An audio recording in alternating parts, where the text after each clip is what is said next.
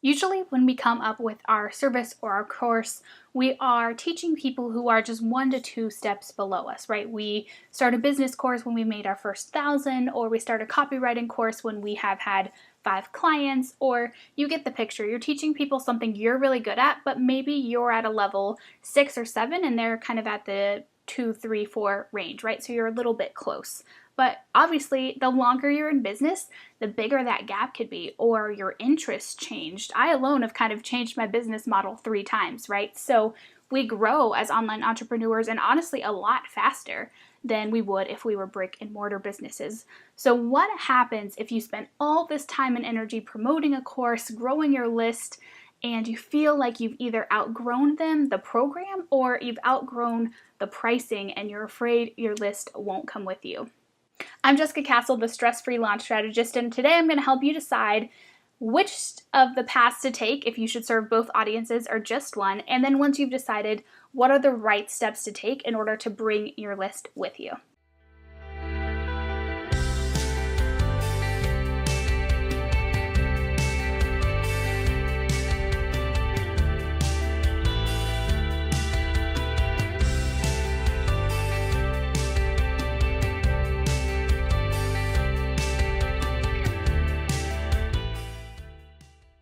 If you get to this place in your business and you are feeling so torn between raising your prices but afraid no one's going to buy, or losing your list altogether, it can feel like you wasted so much time and energy.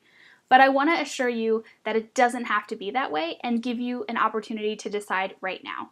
And you either get to decide to serve both audiences and price points, or that you need to clean out the old and bring in the new. Those are the 2 choices. It makes it really simple what you feel called to do. If you feel called to serve both, meaning you're still kind of in love with the program, you do think it helps people, but you are just wanting to scale up, you're wanting to make more, you're wanting to serve deeper and create a bigger and better course, then having both is great. And the only thing you really need to do in order to have both is just create 2 separate funnels, right? So you're going to create one opt-in that's geared toward the newbies, that then bring them in and get them primed to buy your course, whether that's evergreen or you're going to open it later. And you have an opt-in that's geared toward the more advanced people or the new subject matter that you want to teach.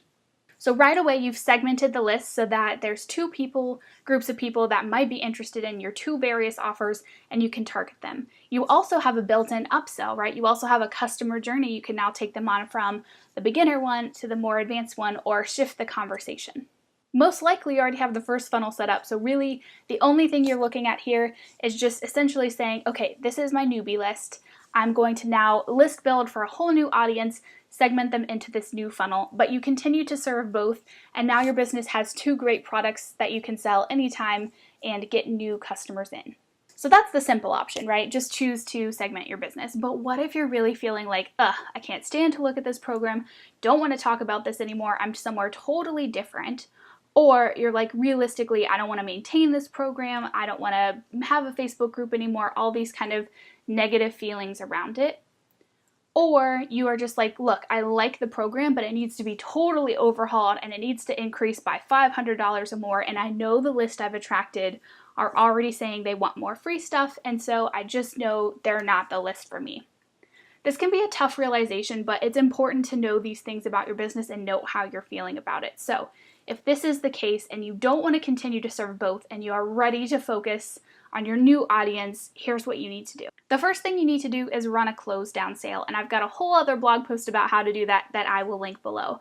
Basically, you just announce, hey, it's the last time you can ever join this program, it's going away forever, and that's built-in scarcity, right? That's natural urgency that's going to make anyone on your list who's kind of been hanging out because they know you open it every 3 months or you offer an occasional discount, that's finally going to get them off the fence and into this new program. After you have done the close down sale, you really want to announce the shift to your list and say, who's coming with me, right? So get them behind your new mission, tell them why you're inspired, maybe create a video, do a Facebook Live. Anyway, email your list and say, this is where I was, this is where we're going, raise your hand if you want to come. Segment your list from within to find out who wants to stay behind and who is ready to come forward on this new journey with you. Those who want to stay behind, you can definitely keep them on your email list. You could also move them into a separate list where maybe they don't hear from you as often, or go ahead and download and delete those contacts.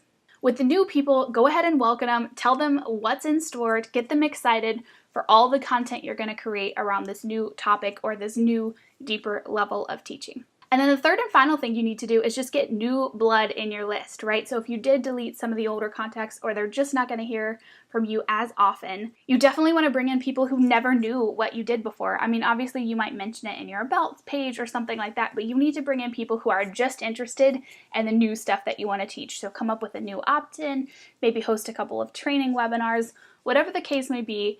Get about 1,000 new people into your list that are just about this thing and that you know can afford the pricing or program direction that you want to take. And if 1,000 contacts sounds like a lot and overwhelming, I would love to introduce you to my friend Jenny Shee and her program, Get Your First 1,000 Subscribers, where she makes it so simple and so doable. And even if it's not your first and you're just going in this new direction, I highly recommend it as a super affordable way to kind of learn the list building basics that you need to, one, bring in new contacts for this new direction, and then also bring in contacts year round. Bring in leads for your program year round is so important because even if it's closed down, it's not evergreen, you do want to build up that wait list that you can make sure people are raising their hand to say you're interested so you can have some pre-sales before your next launch.